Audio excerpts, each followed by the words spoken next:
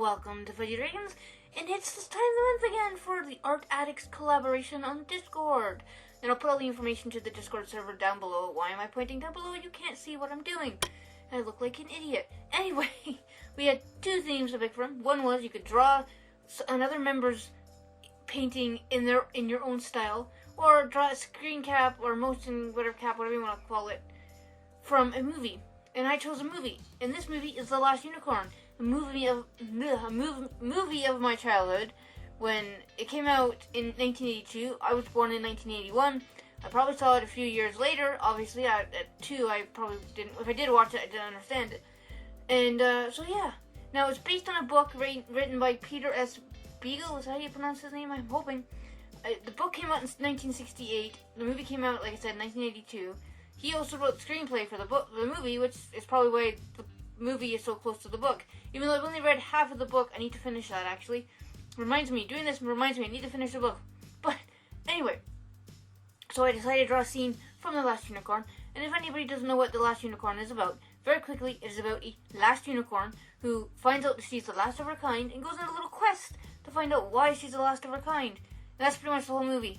I don't want to spoil it, because there's more that happens, but that's what she's doing. She's trying to find what happened to the other unicorns, because, you know, she's living in a forest, this peaceful forest with animals and stuff like that, and here's a bunch of things saying she's the last of her kind, and then she goes on a quest. So instead of a person going on a quest, it's a unicorn going on a quest to find her own kind and all that stuff. And like I said, action, magic, fantasy kind of stuff. It's actually quite, you know, especially for kids, it works. The animation style is, I guess, a little bit rudimentary, we'll say, compared to what you can get now, but it works for the story and for the style of what the story was going for, actually, the whole mystical fantasy kind of look. But I chose this scene because I was going to do a scene with the Red Bull, but oh yeah, I didn't mention the Red Bull. If you watch the movie or read the book, you'll find out about the Red Bull. But I didn't do the Red Bull because I was gonna, but I didn't, nothing quite kind of called to me, but like draw me kind of thing. But I saw this scene and the forest is like all purple and stuff, and she's standing there, and I was like, okay, I'll do that. That works. I can paint that.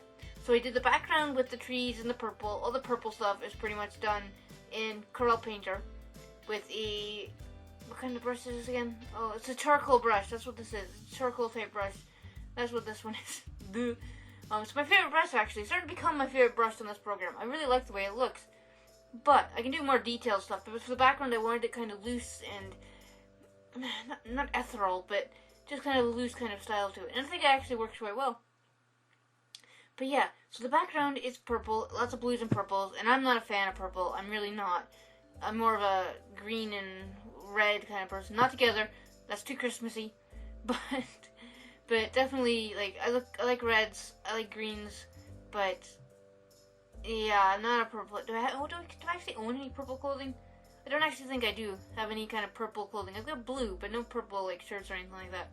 But yeah, I didn't draw any other animals in this. I could have. There were a couple scenes where I could have drawn, you know, other animals in this, like the things that live in the forest. Or is it a moth? I think it's a moth that tells her what she's the last of her kind. I think it's a moth. Could have drawn that too, but I wanted to draw the unicorn plus a bit of the forest that she lives in because I thought that would actually work quite well. And a couple things I forgot. Normally working this, you'd work from back to front, and there were a couple things I forgot to do, like the bush. I should have done that before I did the blue kind of hill, but it turned out alright in the end.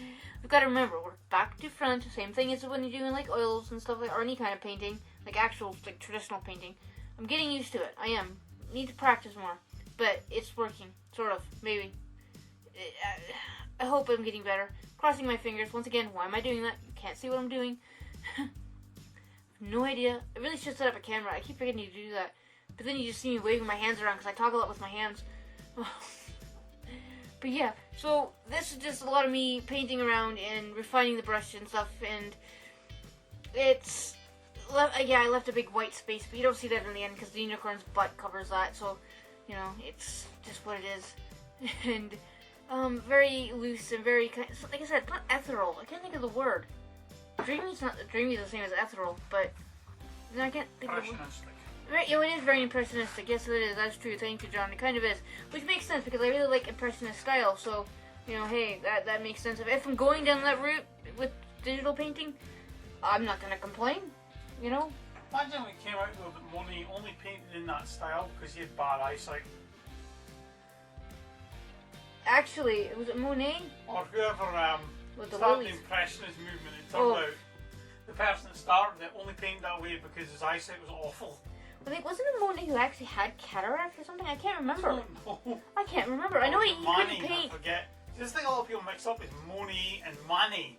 I'm talking about Monet, like the guy who painted the lilies. Yeah, no, I'm just saying a lot of people mix Yeah, up. mix the two up because they paint the same kind of style and similar names. Tap tap tap tap tap.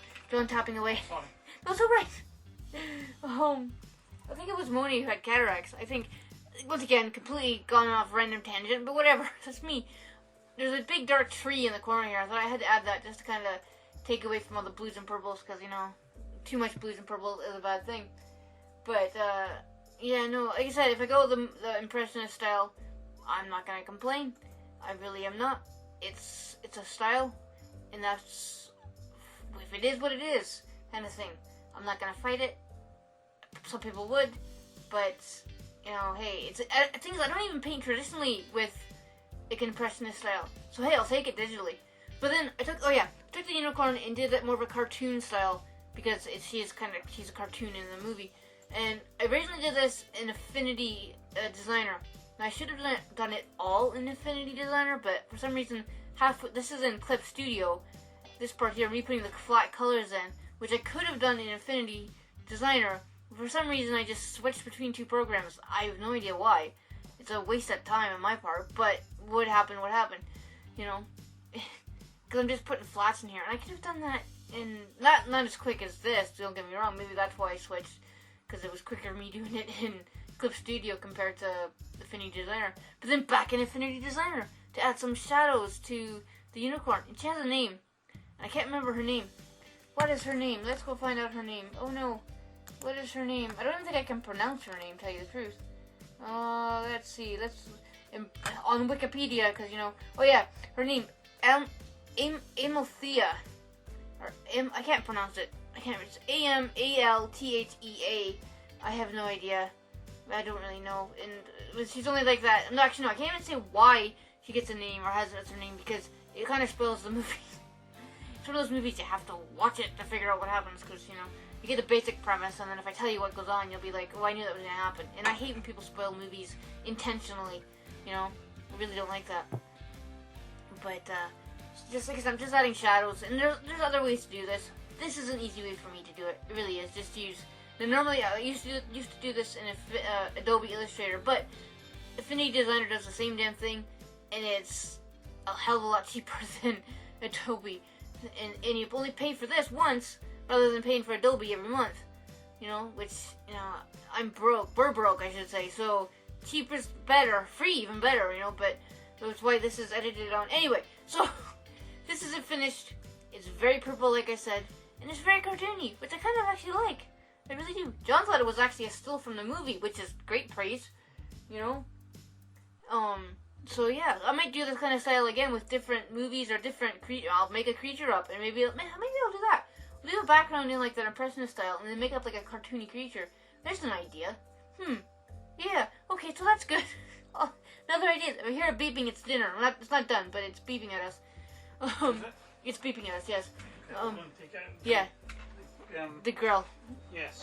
Or oven or whatever it is. We don't know. I'm having pork, I think. So, but anyway, it's the bread that's going off. Yeah.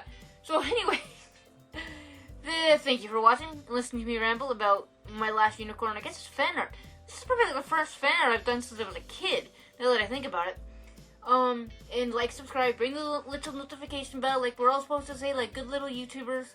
And please come back on Monday and see the next video, which I'm not 100% sure what I'm doing. I don't really know. I guess I'll decide tomorrow. Alright. Oh yeah, right. Leave a comment if you want. Don't have to, but it's nice if you do. You know, it'd be great. And so yeah, bye.